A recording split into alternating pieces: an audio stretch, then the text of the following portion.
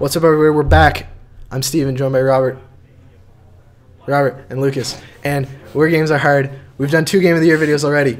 We're doing one for each of us. First Game of the Year, Robert Durant, Off-Road Trading Company. Second Game of the Year, Super. Hot. Lucas Peters. And the last game of the year, my personal favorite game I've played in 2016, is Inside. First, I want to give an honorable mention to Uncharted 4. I was so hyped for Uncharted 4 since it got announced at PSX 2013. It was one of my most anticipated games. I got it, played it, was very upset with the story, and for that reason, technically it's impressive. It's the best playing of all the games, but that story really upset me, and I love Nathan Drake and those characters. Uncharted 4 would have done it without that story. Lucas, let me tell you about Inside. Did you play Limbo? Yes, a little bit. Limbo was the first game from Playdead.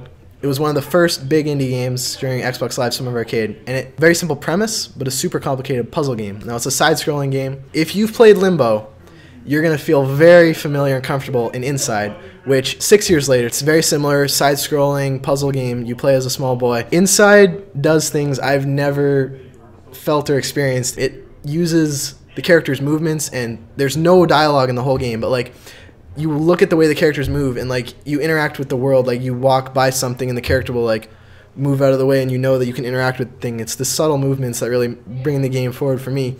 I played the whole game, one sitting, dark room with headphones on, and it's an experience. It's hard to get into what I love about it without giving away those experiences that was like, whoa, did that just happen? You feel me? Yeah. Like, if I told you those moments I loved, those moments wouldn't mean as much to you when you got to them. Yeah. Does that make sense? Yeah, that makes sense. Yeah. So, I understand.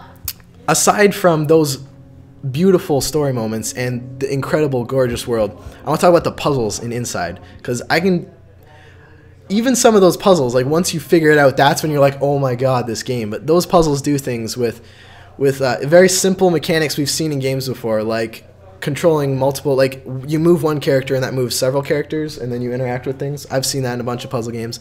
Inside does things with that, and because of the narrative of the story and what those other characters are, what you do with those characters has a lot of meaning. So, like, I'll give one example. I used a character... when I moved, a character moved because I was wearing this helmet that controlled that character, and I needed to get up somewhere, right? And so, like, I was walking, and this guy, like, walked to, like, this box, and then I walked forward, but I was hitting a wall, but he was hitting this box, and then he pushed the box off and just died.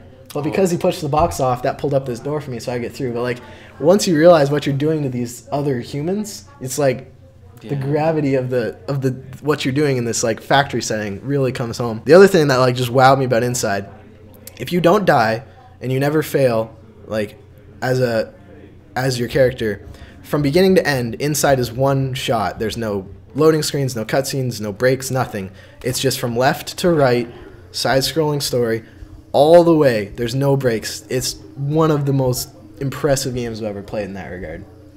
And the ending of Inside is gonna stick with me for a long, long time. That ending came out of nowhere. I thought I had figured it out. I thought I knew what was going on, and then just, I have no idea what's going on, and I didn't have it figured it out. And you spend the end of this game doing some of these puzzles that you'd done before, but were all of a sudden completely different because of the situation you're in. It's hard to talk about Inside without giving away why I love it so much, you know? Yeah. Play Inside. If you liked Limbo or Braid or any of these other games, you're gonna love Inside. It's on PS4, PC, and Xbox One. It's incredible. It's incredible, Robert. You should play Inside. You should play Inside. You should play Inside. That's all we got. Thank you for joining us. Those are our games of 2016. We'll be back next year with more games.